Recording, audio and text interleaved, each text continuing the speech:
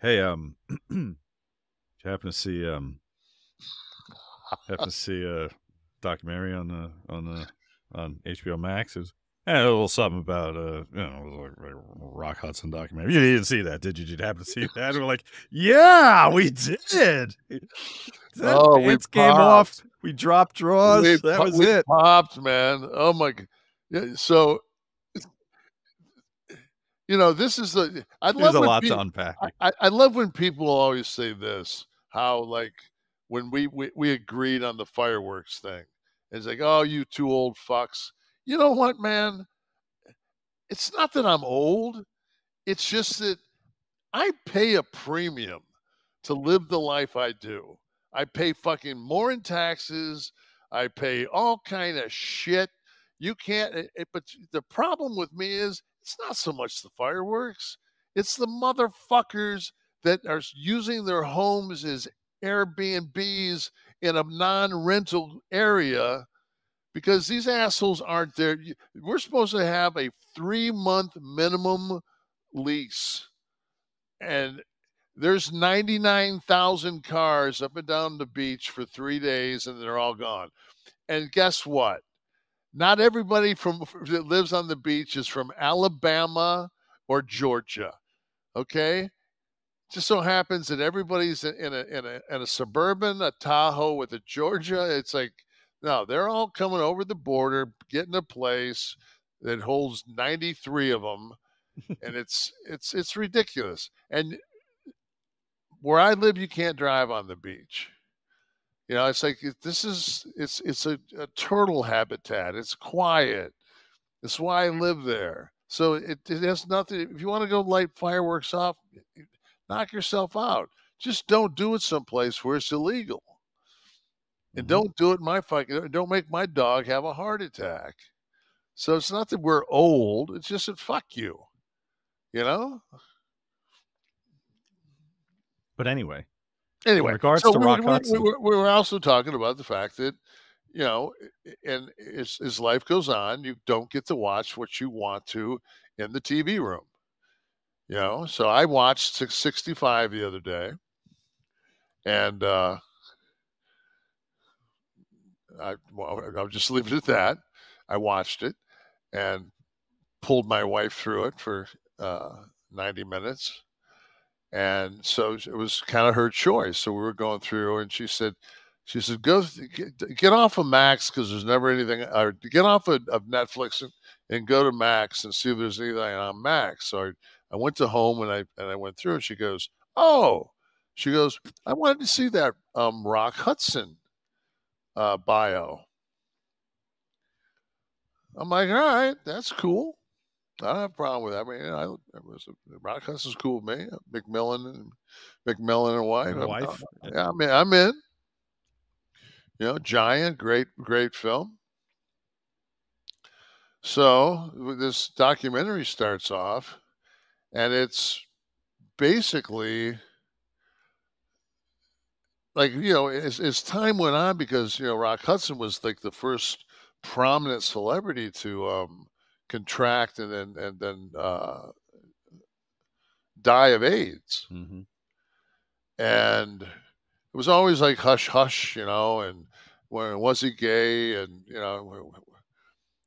then they go into this documentary where he's at the castle and in the Hollywood Hills, and it's 70 24-year-old guys sitting around a pool with either swim trunks or nude, and this is going on like every day, and I'm thinking, how do you keep 75 26-year-old gay guys from not the next day going to a gay club and going, you're not going to believe I was at Rock Hudson's. I mean, and they took Rock, like Rock was up in San Francisco, and he went to a place where you could go up on the catwalk and watch the guys go into the sliding doors that had the glory holes. And Rock was 6'4". He's had no problem. Just he was almost completely open about his and how that was kept under wraps for, and it's not just I mean, the documentary covers It's Rock it's Hudson, but it's basically all of I mean, there was and I forget, I think the guy's name was Simmons? the manager, Yeah, the manager something like guy. that. But I Yeah, mean, I he like, forget. he basically took these young, uh, bucks that would come into Hollywood that were gay and would, groom them and teach them how to be more masculine, so, like, any kinda little nuance they had wouldn't out them on film. Right, the importance of the male star being able to play the war hero now, as opposed to, you know, Errol Flynn, the swashbuckler. It was a different skill set needed for the camera. Uh, how to butch it up, so to speak. So, but I was in awe, Kevin. I was in awe of um, how this function was needed in Hollywood to that degree. And then, so there's that aspect of it. Like, the manager's job is taking all these gay guys and turning them into matinee idols. And then, like you said, the footage and the still shots of the pool parties. This isn't five best friends sitting around. It's lavish, and it's like Caligula minus the women. So how this was able to be kept under wraps, the PR job that had to be done. And it wasn't like Rock Hudson was like Elton John, where he had, like, 1 or 2 lovers that were very long term. It was like he was more like Tommy Lee during the Motley Crue run, except it was dudes. Right. And it was just like and there's a clip that I mean, they just the guys are I mean, he's on tape just basically saying, like the guy says, "Hey, Rock, does this guy want to meet?" He goes, "Yeah, really? What's he look like?" He goes, "Well, about 9 inches." I mean, that was the conversation. He goes, "Yeah, have him stop by." And listen, the games we had to play dating women, like this is really cutting out the middleman. Is it? What does he look like? 9 inches. Send him over. Like, get it done. Get it Yeah, done. could you imagine getting that kind of a book report? So how's that Susan girl? Fucking Take a laser like a kabasi. Yeah. laser like a corpse. Fucking nothing but teeth. All right, thanks for Skip. looking out. Pass. Right. Yeah, so I was shocked, and many times I would turn to my wife and say, "Can you believe this was just going on in Hollywood all over the place?" The Ryan Murphy series, I think it was called Hollywood, from like 3 or 4 years ago, which I thought was rather gratuitous with some of the guy on guy action, and I was kind of like, so I'm like, what are they taking one aspect of Hollywood in the 40s, and they're kind of making the whole thing up. But no, apparently it was that insane. Well, there was one thing where they were talking about the filming of Giant and how him and James Dean didn't get along at all. And they said that James Dean made it well known that Rock Hudson had made several advances during the filming of Giant. And then the person that's doing the documentary says, which nobody understands why that would put James Dean in any uproar, because it was well known throughout the Hollywood circles that James Dean went both ways.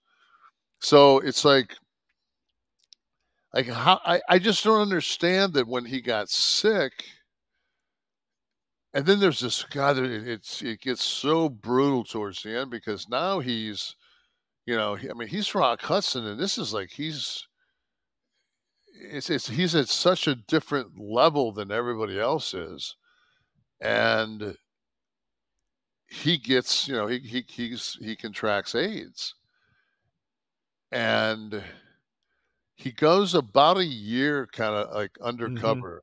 Somebody saw him at a Reagan function, and somebody saw like a lesion by his ear, and they said, "Man, like, I just like saw a picture of Rock. Like, you should really go get that lesion taken care of." So they went and had the lesion looked at, and when they looked at it, it was diagnosed as AIDS, and the original diagnosis of AIDS is they thought it was cancer. They thought it was some kind of a cancer because it had so many similarities of cancer and Right. of attacking the body.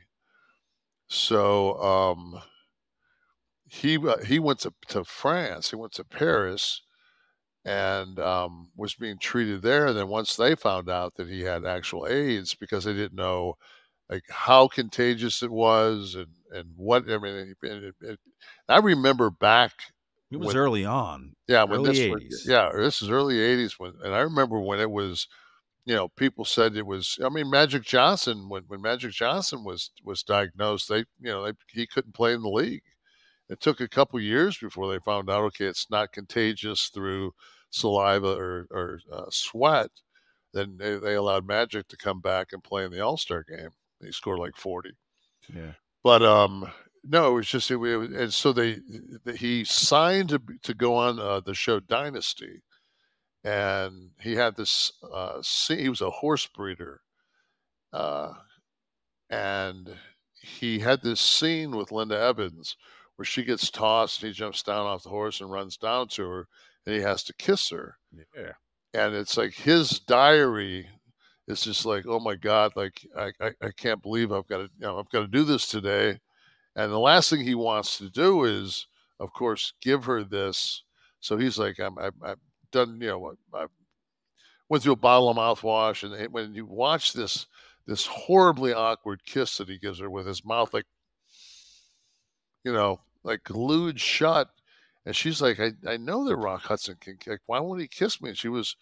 And then they found out later on, okay, he has AIDS, and then Linda Evans would walk into the dressing room, and the people would scatter, and like I lost a cousin to AIDS, and you know it was back then it was always like people would say he died of ammonia. He had pneumonia. He had pneumonia. It was always pneumonia. Like that was and What year would this have been? In the beginning? yeah, this is early, early.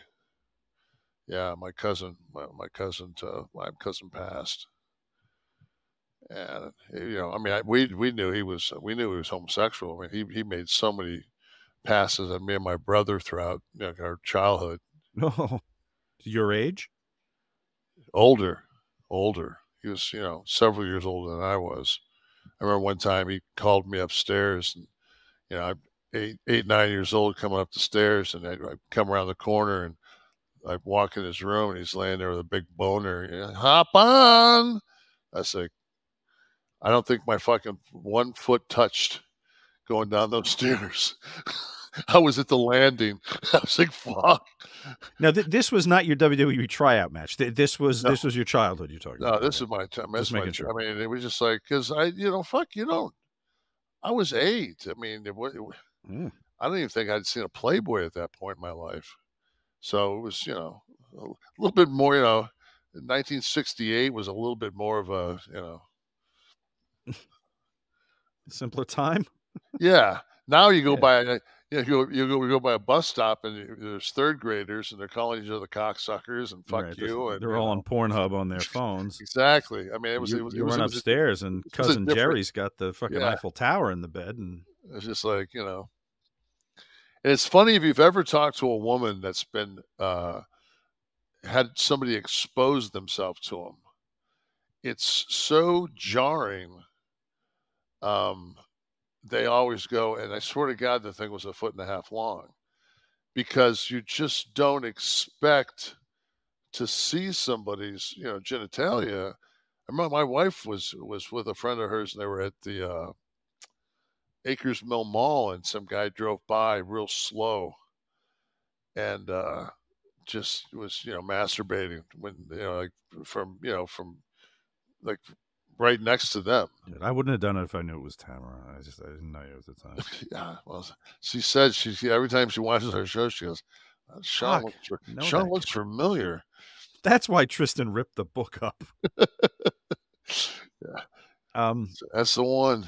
But But gosh, man, I didn't know. I didn't know. Maybe because I didn't, and I hadn't read a one person had written anything about this, and I'm on social media and everything else.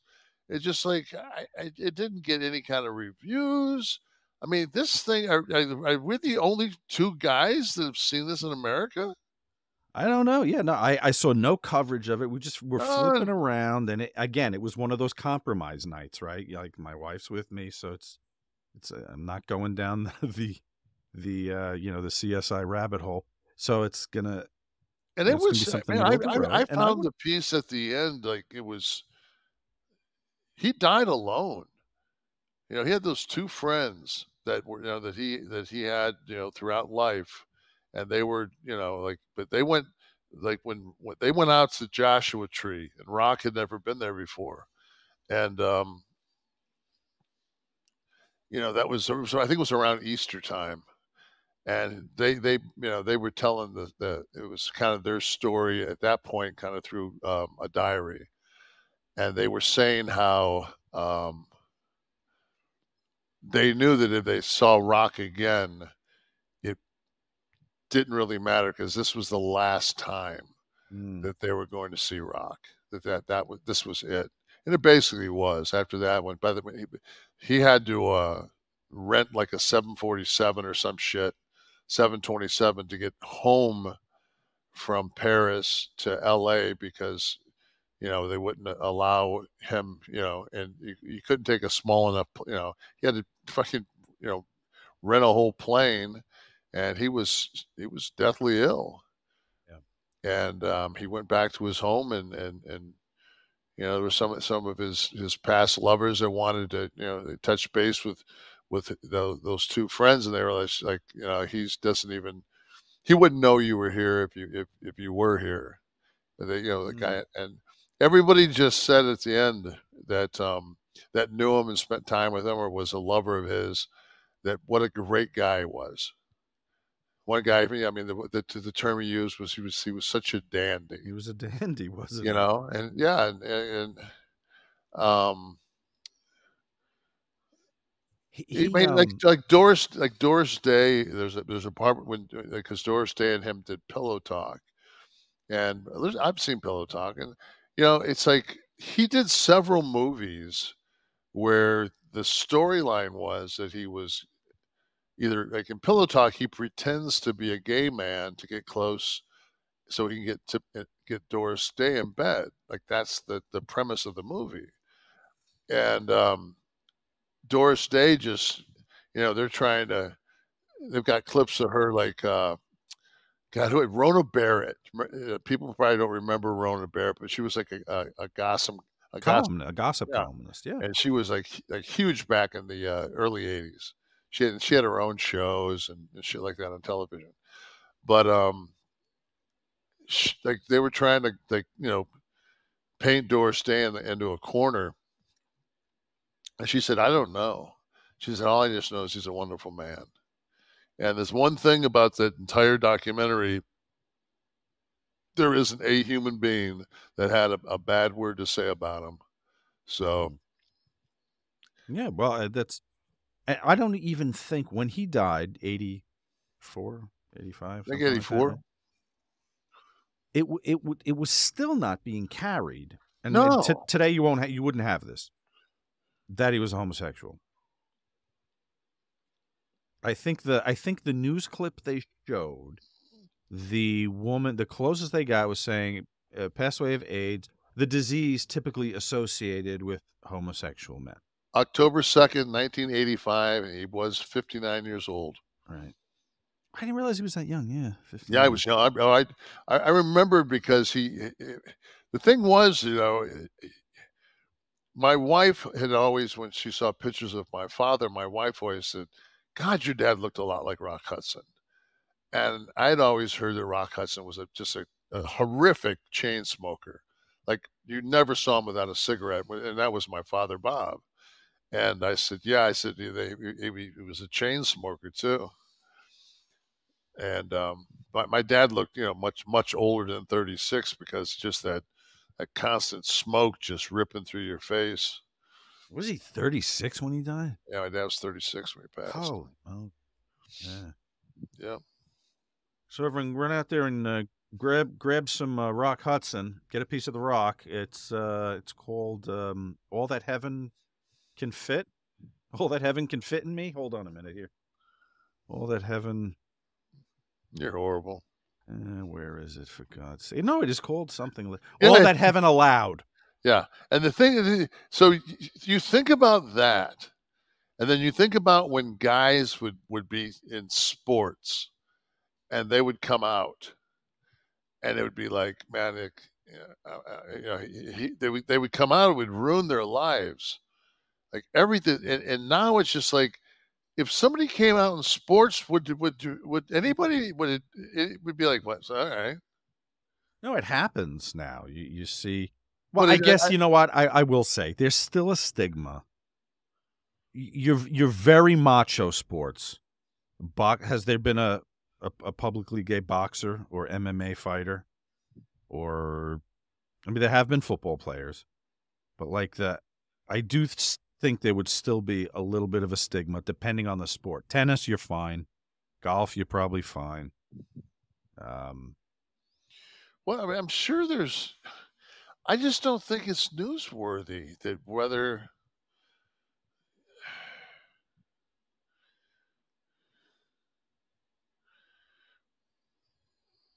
I don't know. I mean, I know for a fact that it's really not kosher in professional wrestling. I don't know anybody that's came out that's been like, you know, I'm gay.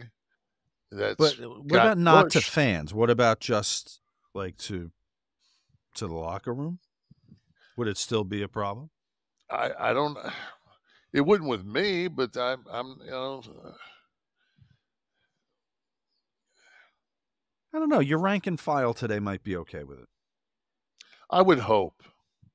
I think a woman it might be a little easier for a woman. Oh God, yes. But I think for a guy, I think the rank and file today, it is a bit of a different world. So I think maybe in most thinking parts of the country, it is. I mean, I've got so many gay friends, and it just, I mean, I don't know. I just don't. He's not my gay friend. Right. He's my friend. Right. Yeah, sure. You know, it's like, there's nothing worse than somebody says, I'm not a racist. I have black friends. Like, what? So this is my black friend, yeah, Floyd. Yeah, and your Rolodex, this is black friend. Right. Like when the phone rings, it has a B next to their name, so you realize, oh, that's my black friend. Right. Like you have friends, man. Like fuck. If you in your mind say that, you have a problem. If that's your gay friend or that's your black friend, you got a fucking problem.